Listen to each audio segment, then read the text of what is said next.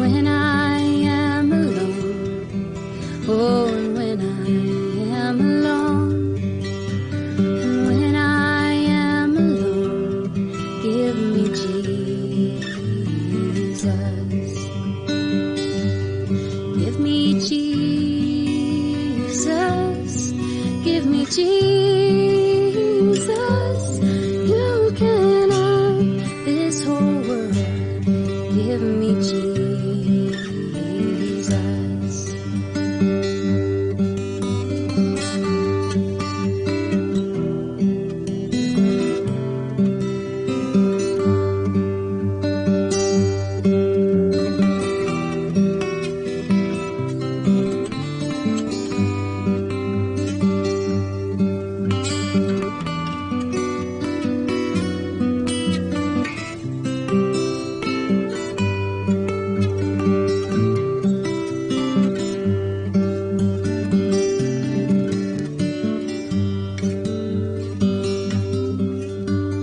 When I come to die, oh, and when I come to die, and when I come to die, give me Jesus.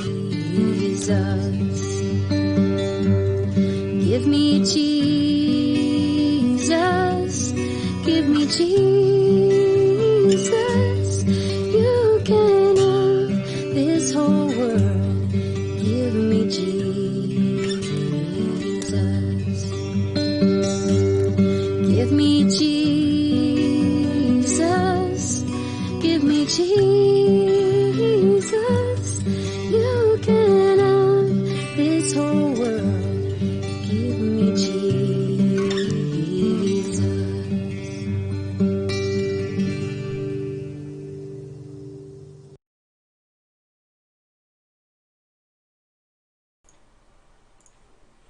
Good morning everyone, ito po ang inyong lingkod, si Pastor Welcamia po mula po dito sa Winnipeg, Manitoba, Canada para po sa ating pag-aaral ng Salita ng Diyos ngayong umaga. Welcome po sa Tinig ng Pag-asa. Samahan po ninyo ako sa talata po na ating pagbubulayan ngayong umaga. Matatagpuan po ito in the book of Romans chapter 15 verse 24. Babasahin ko po ito sa New King James Version English. Ganito po ang sinasabi. Whenever I journey to Spain, I shall come to you. Pagpalain ng Panginoon ang pagkabasang ito ng kanyang banal na salita. Para pong walang sense. Yung pong talatang aking binasa ay kataga ni Apostol Pablo, sulat niya sa mga taga-Roma. Pero parang it doesn't make sense. Ano ba sinasabi ni Paul dito? Ang sabi ni Paul, whenever I journey to Spain, I shall come to you. Mga kapatid, ang pamagat po ng ating pag-aaral ngayong umaga ay what to do when things don't go your way. What to do when things don't go as planned. May mga tao po mga kapatid na tinatawag na o mga kabilang sa tinatawag na melancholic temperaments.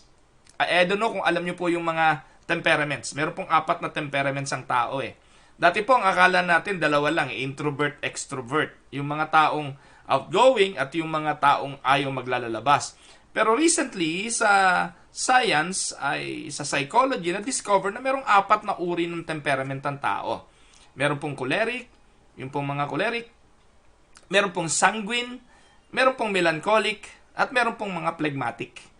I don't know, ipagpauman ninyo sa ibang pagkakataon, tatalakayin ko po ang mga temperaments na ito because it will take time to discuss those temperaments. Pero gusto ko pong pagtuunan ng pansin ang isang pinaka-unique or rather what I call pinaka-healthy na temperament among the 4. Ito po yung tinatawag na melancholic temperaments. Kapag obserban at aaralin niyo po yung mga taong matatalino, mga scientists, mga doktor, yung mga artistic na tao, no, most of the time, mga painter at mga artist, most of the time, they belong to the melancholic temperaments. Ito yung temperaments ng mga organized, masinop, mahusay sa planning, at madalas sila yung mga OC. Ano yung OC? Yung obsessive-compulsive na tao. Alam niyo po ang aking may bahay ay isa sa kabilang sa melancholic temperaments. Mahusay po yung misis ko. Hindi lang po halata. No, I'm just kidding. Magaling po yung misis ko. Artistic po yon. Ang ganda po sumulat ng misis ko kung napapansin po ninyo. Freehand, ang ganda magsulat ng misis ko. At napaka-organized na tao po ng aking may bahay. Lahat ng bagay gusto niya organisado, lahat nasa ayos. Kabaliktaran po yun ng inyong lingkod. But anyways, I would like you to concentrate on that melancholic temperaments. Ito yung mga tao na gusto nilang gawing ang lahat ng tama. Sila po yung kapag aalis at magbabiyahe, bago sumakay sa kotse, i-check yung gulong. Titingnan kung tama yung hangin. So sila po yung bago lumabas ng bahay, i-check ang mga pintuan. Bago matulog, titingnan kung naka-alarm, something like that. So sila po yung mga melancholic.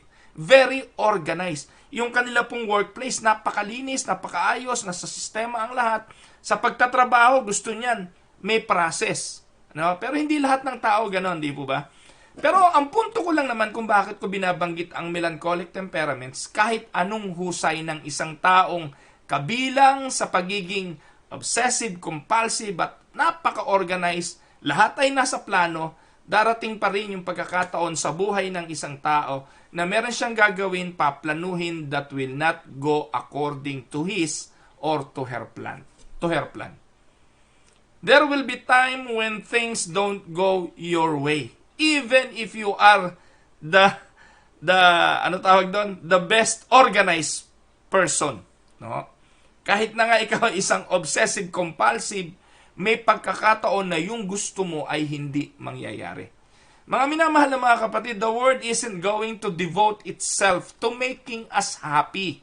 May pagkakataon na dadatnan tayo ng mga senaryo as circumstansya na hindi natin magugustuhan because it doesn't work our way.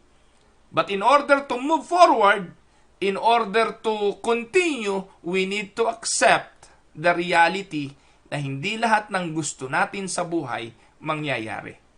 Much of the time, life doesn't work out the way we plan. Amen? Ako po mga kapatid, di ko naman pinangarap na manirahan sa bansa na hindi akin. Sa lugar na hindi ko kinalakihan.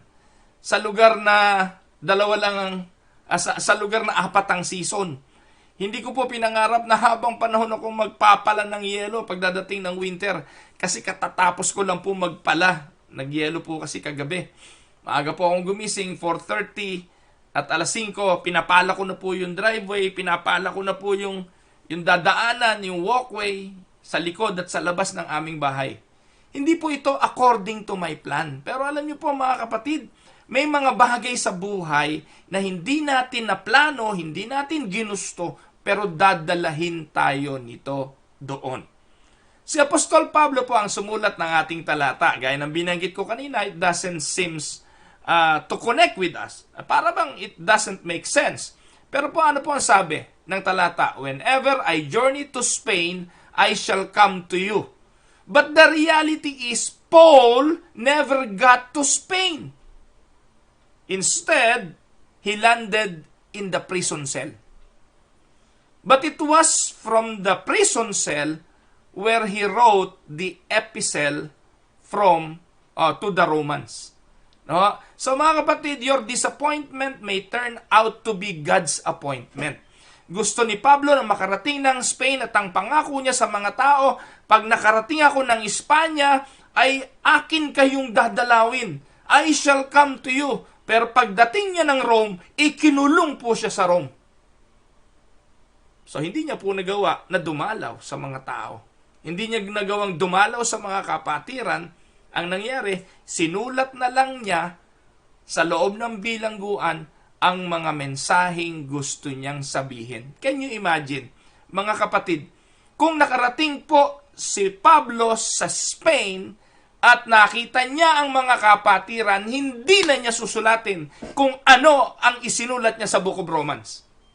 E hindi sana nakarating sa atin ang Book of Romans, but it was God's intention for him to be put to jail, for him to be able to write the Book of Romans. Nakuha niyo po, mga kapatid, tandaan po natin na in his heart A man plans his course, but the Lord determines his steps. Proverbs 16 verse 9. Sa tao, nagbabalak siya ako ng kanyang mga plano, ng kanyang direksyon. Pero ang nagpapatupad nito lagi ay ang Diyos. Hindi po ba tayo natutuwa sa katotohanan na ang Diyos ang may control sa buhay? Hayaan na natin kung anong gustong sabihin ng siyensya, gustong sabihin ng mga philosopher, gustong sabihin ng mundo. Kailangan po nating mag-focus sa katotohanan at mamuhay tayo bilang mga Kristiyano na may kamay na kumukontrol ng lahat ng bagay.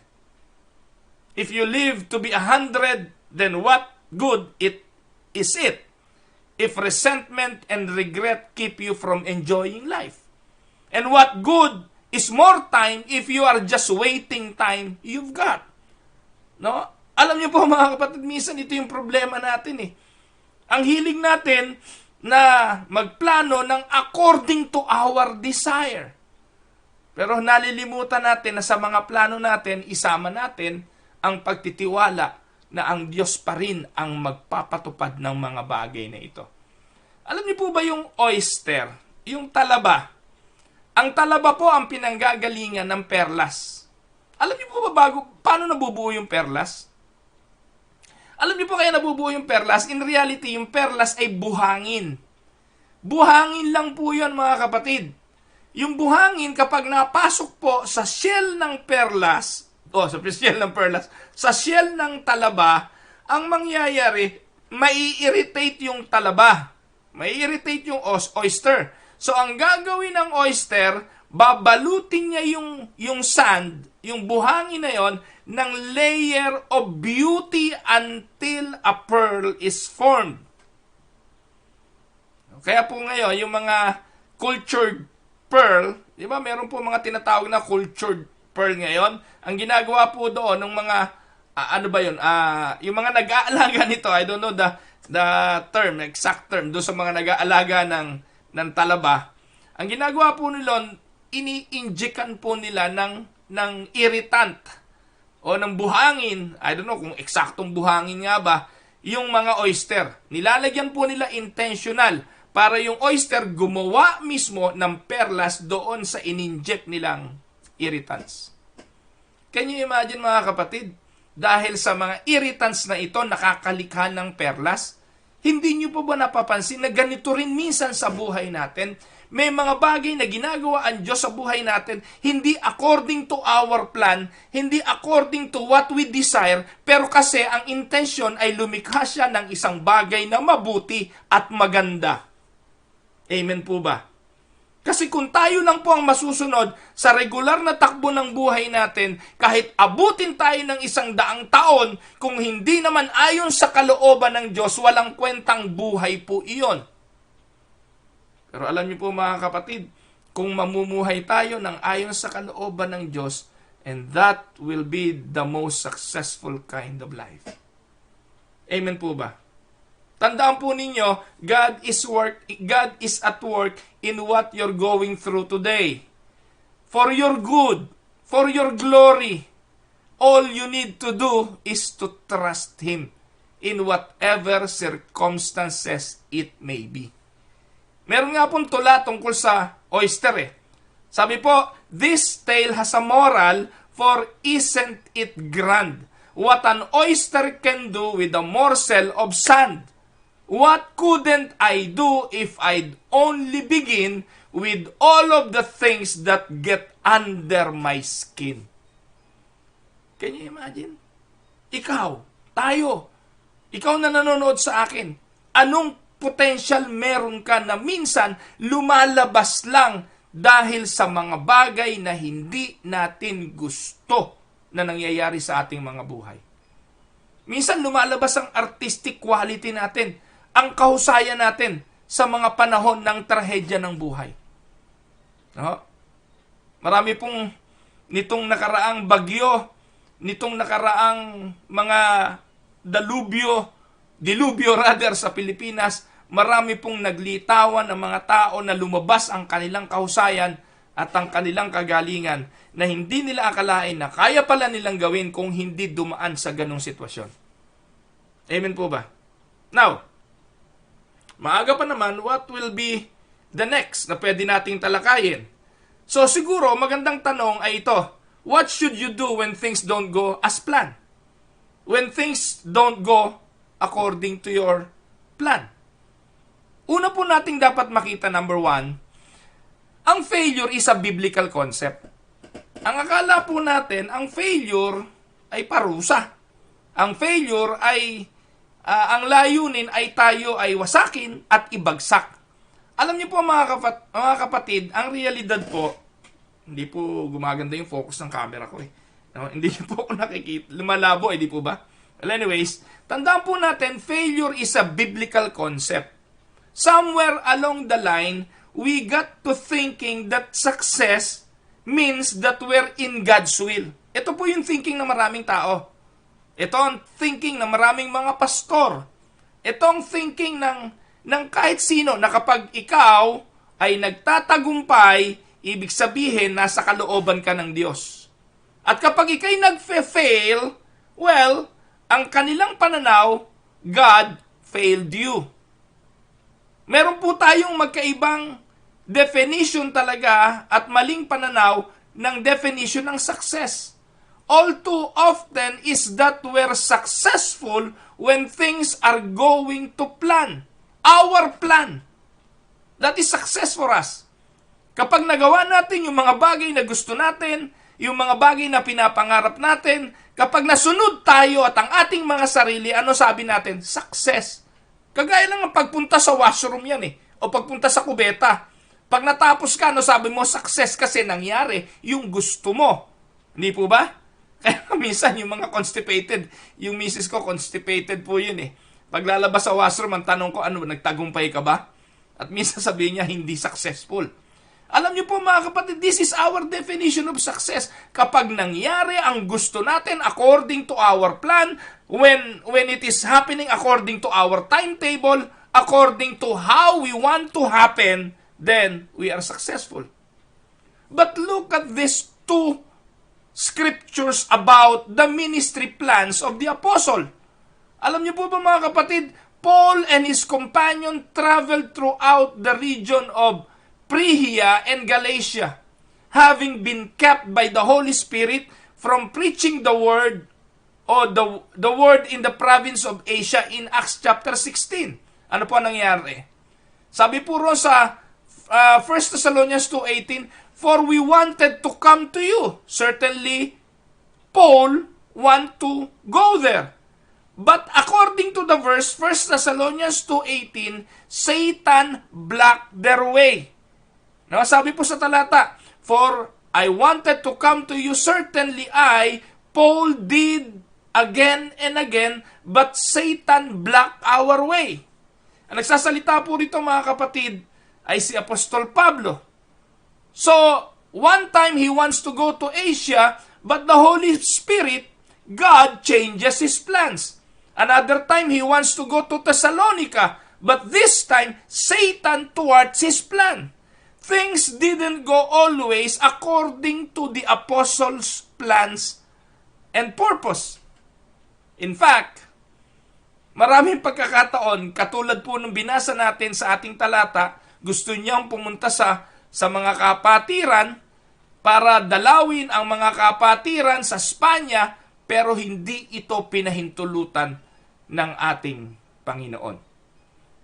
So, sa Biblia mga kapatid, in fact, if we are going to consider some of the patriarchs, Abraham, Joseph, Moses, even Job, any number of the prophets and the disciples, and the list goes on and on.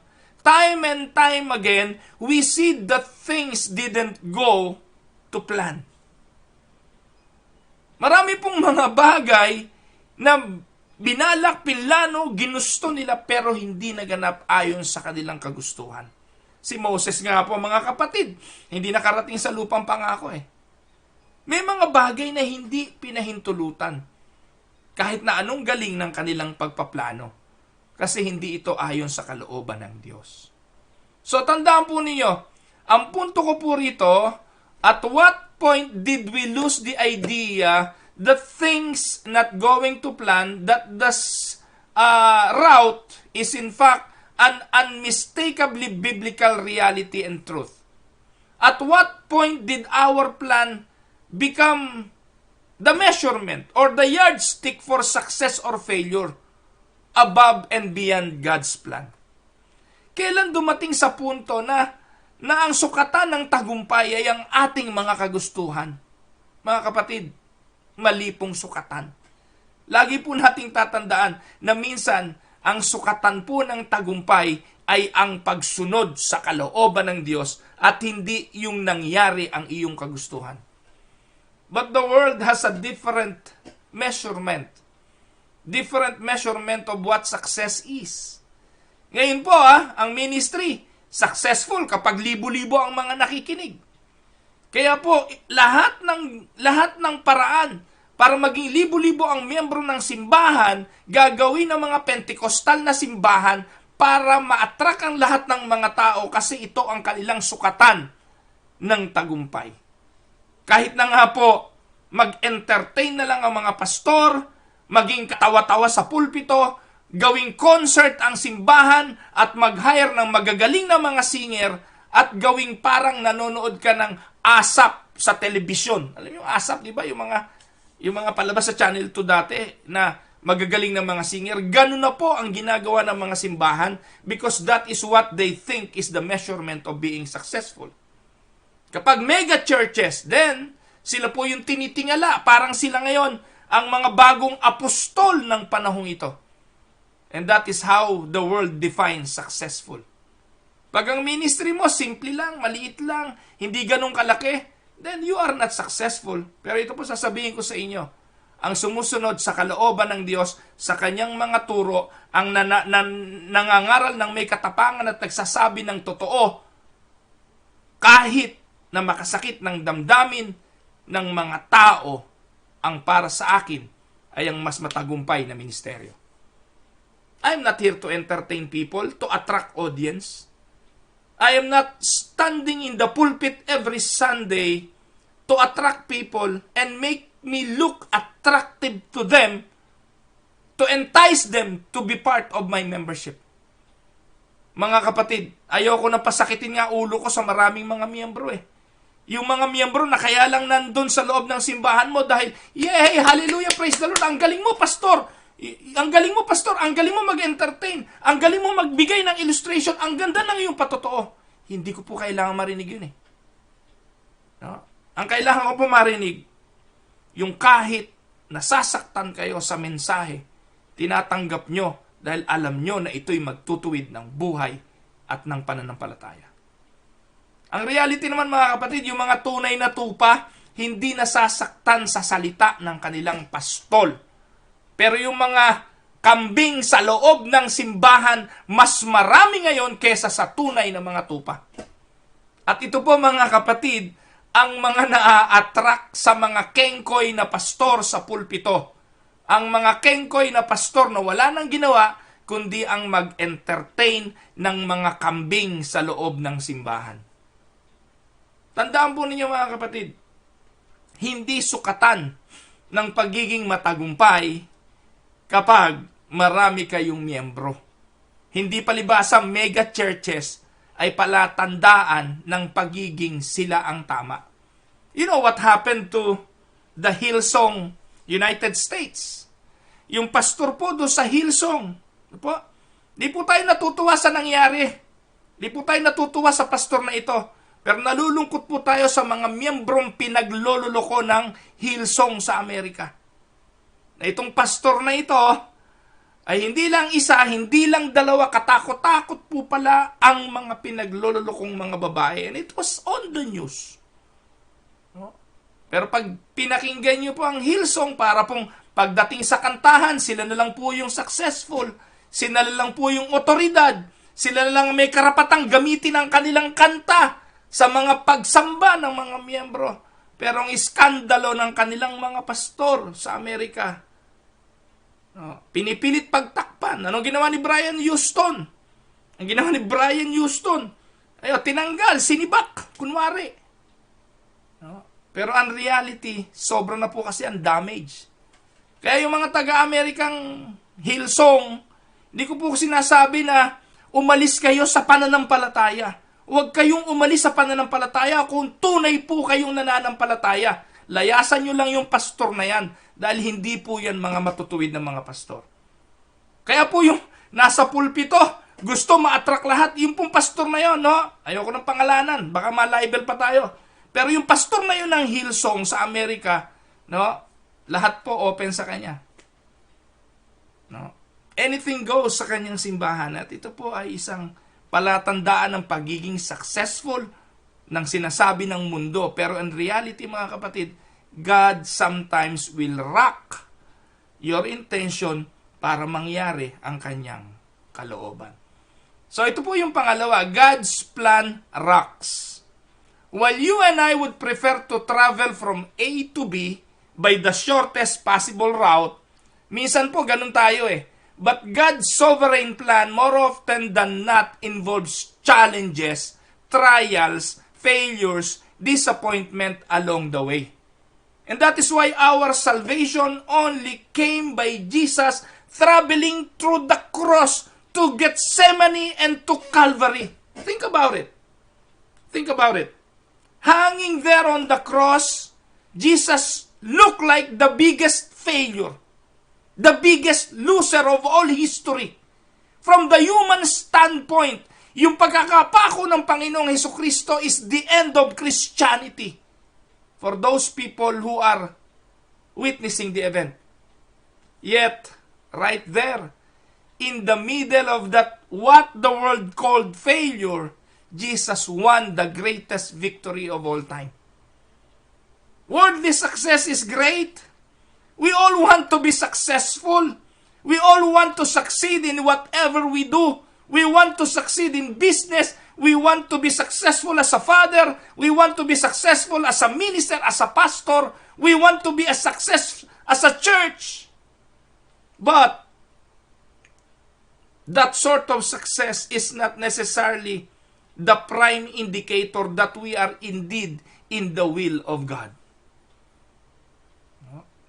Ask Joseph, son of Jacob. What happened to him seems, in the human standpoint, a failure. Ibenta ka ba ng mga kapatid mo? Pagtangkaan kang patayin. No? Pagkatapos, ibenta ka sa trader. Yung trader, ibenta ka, gawin kang alila. Pagkatapos, mula sa bahay ni Potifar, pagbintangan ka ng asawa ni Potifar, hanggang sa ikaw'y makulong, will that sound success? Will that looks like a successful kind of life? No. Pero ang lahat ng ito ay kamay ng Diyos ushering Joseph to his will and to being who he want God to be. Amen po ba? Well, you better ask Job also. Si Job. Ano po? Ano ba ang buhay ni Job? Sabi po, success kasi nasa kanya lahat ang mga bagay. Success kasi yung kanyang mga anak, ayos naman ang relationship sa isa't isa. Success kasi may mga alipin, may mga material na bagay, pero isang araw lang. Lahat ng yun na nawala. Ano ibig sabihin? He is now a failure? No. No, mga kapatid. Because what happened to Lot was a part of God's intention to make him really, really successful. Yung mga material na bagay na yun, simple lang yun eh. Opo, binalik naman ng Diyos lahat yun, doble pa kaysa sa dati eh. Pero alam niyo po mga kapatid, ang napakaganda pong makita natin dito ay ang mensahe ng buhay ni Job. At yun po ay ang kalooban ng Diyos para ipaabot sa bawat sa atin kung ano ang dapat nating gawin sa panahon ng ganong klase ng trials ng buhay. And for me, that is success. Sabi po ng Biblia, Proverbs 16:9, in their hearts human plans their course, but the Lord establishes their steps. Ang puso ng tao ang nagpaplano ng kanyang landasin. Pero ang Diyos ang nagpapatupad ng kanyang mga hakbang. In other words, hindi ko po sinasabing do not plan. It is great to plan. Kung melancholic ka, mas advance ka magplan kesa sa simpleng katulad ko. Kung ikaw ay katulad ng misis ko, ay talagang magaling sa pagpaplano. Lahat ng detalye. No? Kasi, melancholic nga eh. So, it is great to plan. We should plan. But the final execution amid circumstances that are too often beyond our control, those are the hands of God. And sometimes, He has quite different plans to ours. At yun po minsan ang hindi natin matanggap. Madalas ang plano mo ay hindi plano ng Diyos. At minsan we felt the devastation of that plan of God in our lives. Pero tandaan niyo po, what seems like failure to us is not necessarily failure to God. And it doesn't always have to make sense. Marami pong mga bagay na hindi ko naiintindihan before. Ang pakiramdam ko po, pinabayaan ako. Pakiramdam ko po, iniwan ako. Pakiramdam ko po, pinagtaksilan ako.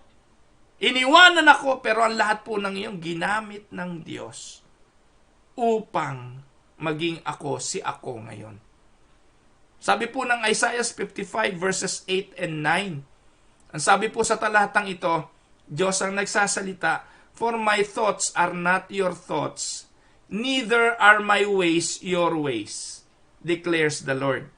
As the heavens are higher than the earth, so are my ways higher than your ways, and my thoughts than your thoughts." Now, paano natin tatanggapin ang katotohanan na to?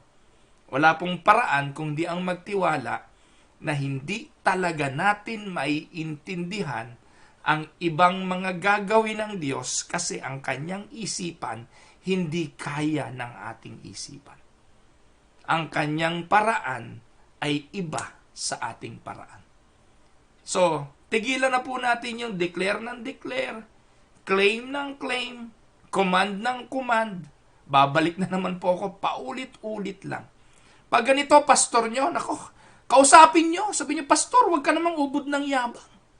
Huwag ka naman declare ng declare, claim ng claim, command ng command. Sino ka para alamin mo yung kalooban ng Diyos?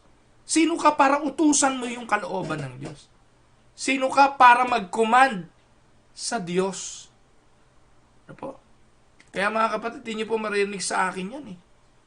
Yung magpo-pronounce ako ng blessing sa inyo, I will not pronounce blessing.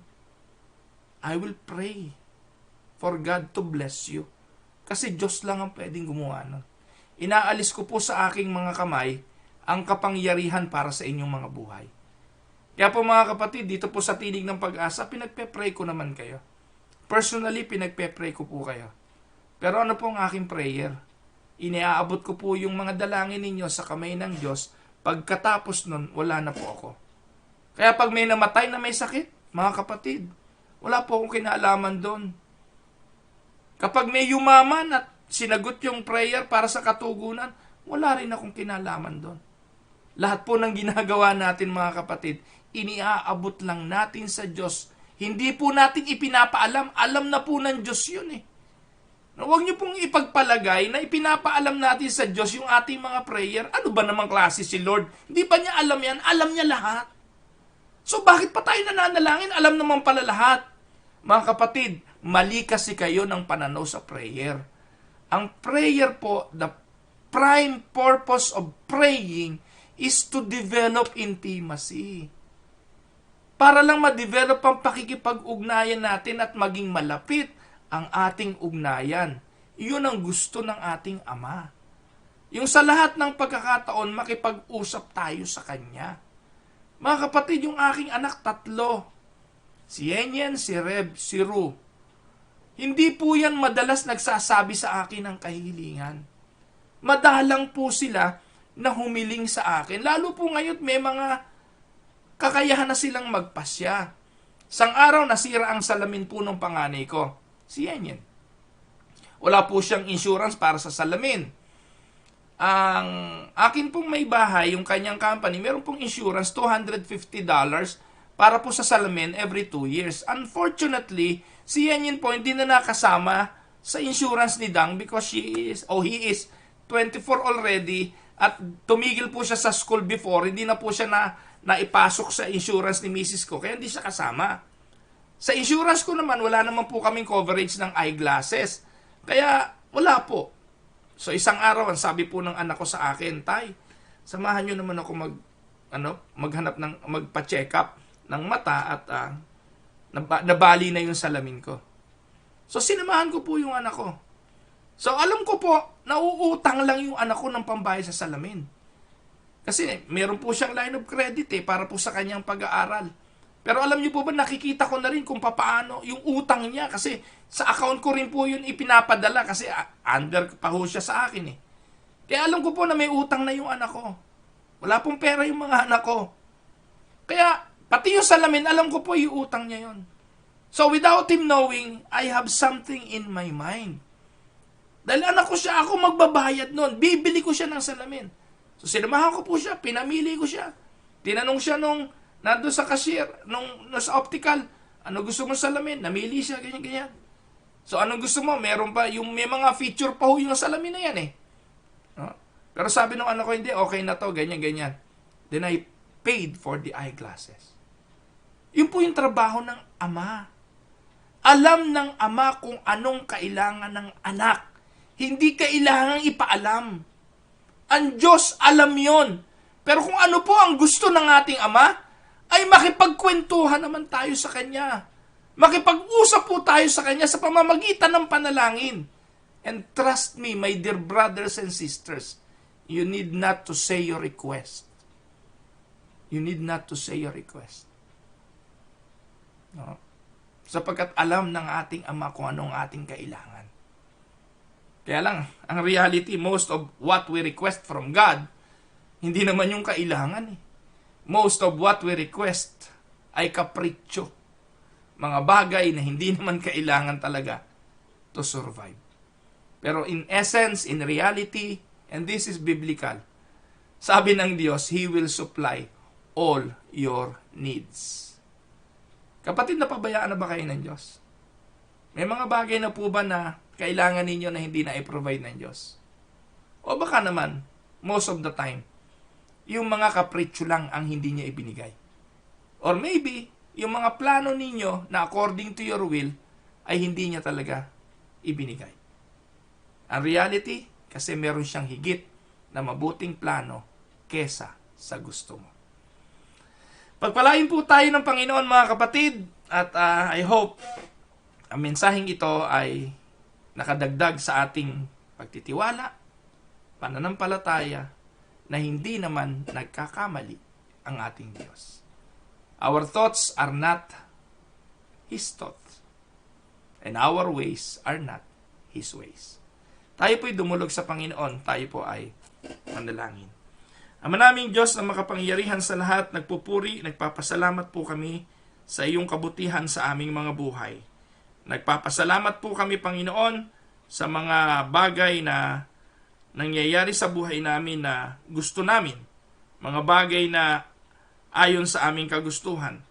Pero higit kami nagpupuri at nagpapasalamat sa mga bagay na nangyayari kahit hindi namin gusto, kahit hindi namin naiintindihan, kasi napag-unawa namin ngayong araw na meron kang mabuting plano at laging ang ginagawa mo ay para sa aming mga kabutihan.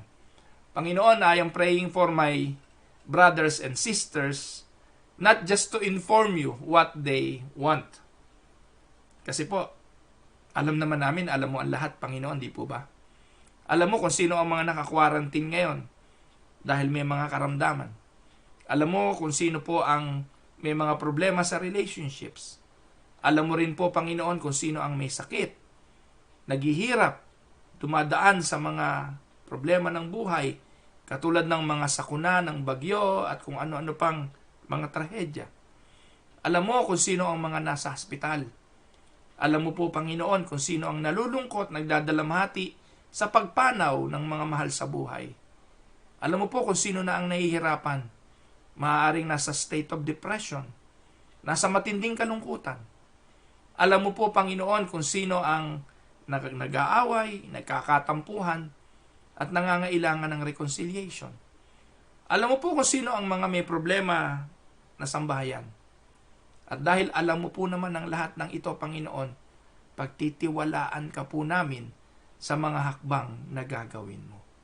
Ama, hindi namin kailanman kayang pilipitin ang iyong mga kamay para pasunurin ka sa aming mga kagustuhan. Lagi po kaming aasa.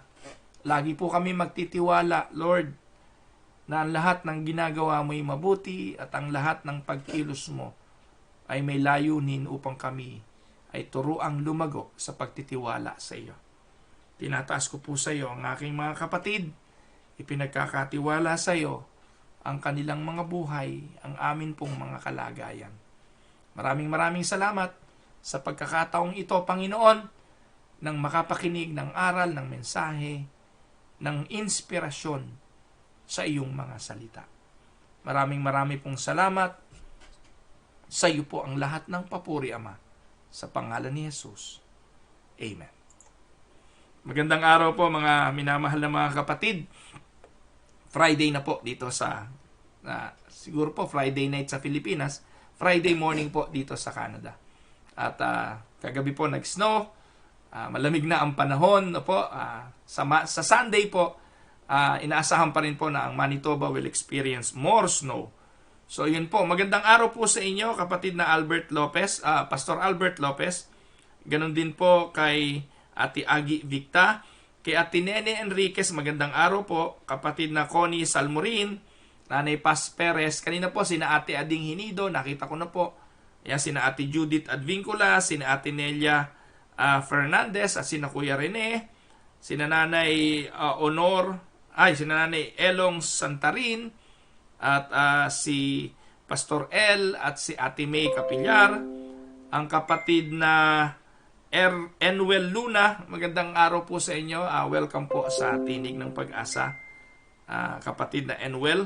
Ganon din po kapatid na Emma Barcenas, magandang araw po sa inyo. Ate Bids Tabing, magandang araw po Ate Bida.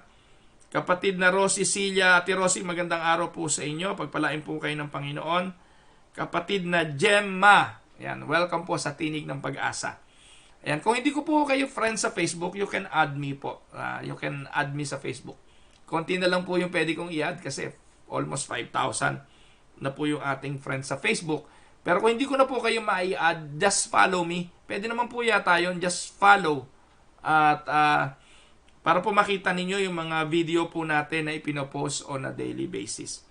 Kapatid na Atoy Camirino, magandang araw po. At si Predicador June Colina at si Sarah, magandang araw sa inyo at sa inyong sambahayan. Ate Telly Hernandez, magandang araw po. Kuya Noel Lapus, magandang araw po sa inyo. Pagpalain po kayo ng Panginoon. Ate Ellen Gonzales at Kuya Monching Gonzales. Kapatid na Agnes Causaren.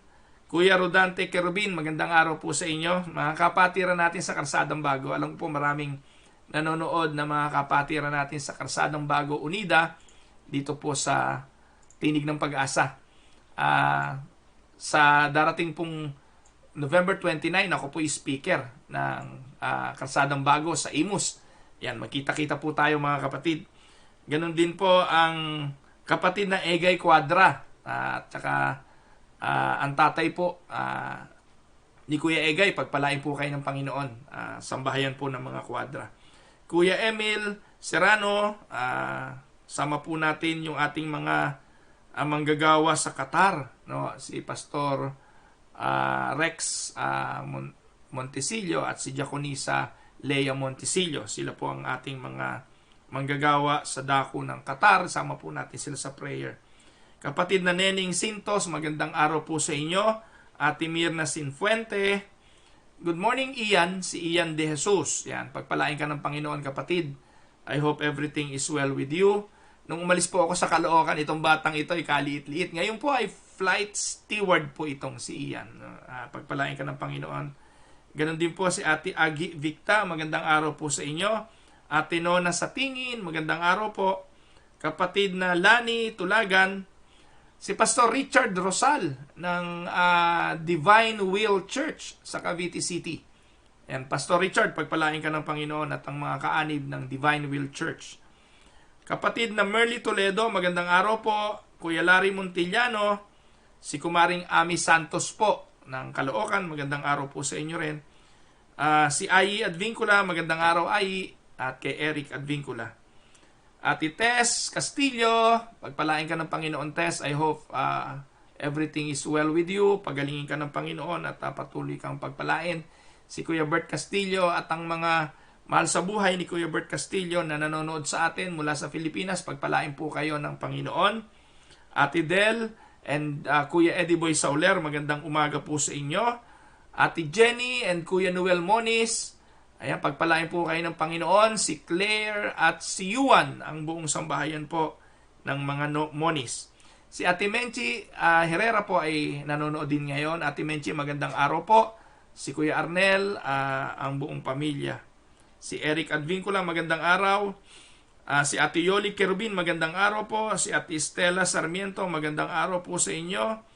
Kapatid na Elsa de la Marter, magandang araw po sa inyo, kapatid. Pagpalain po kayo ng Panginoon dyan sa dako ng Alberta. Ganon din po si kapatid, si Ate Evelyn Cameros, magandang araw po sa inyo. Ate Marie Cruz, magandang araw po kay Kuya Manix at sa buong sambahayan. Ganon din po kay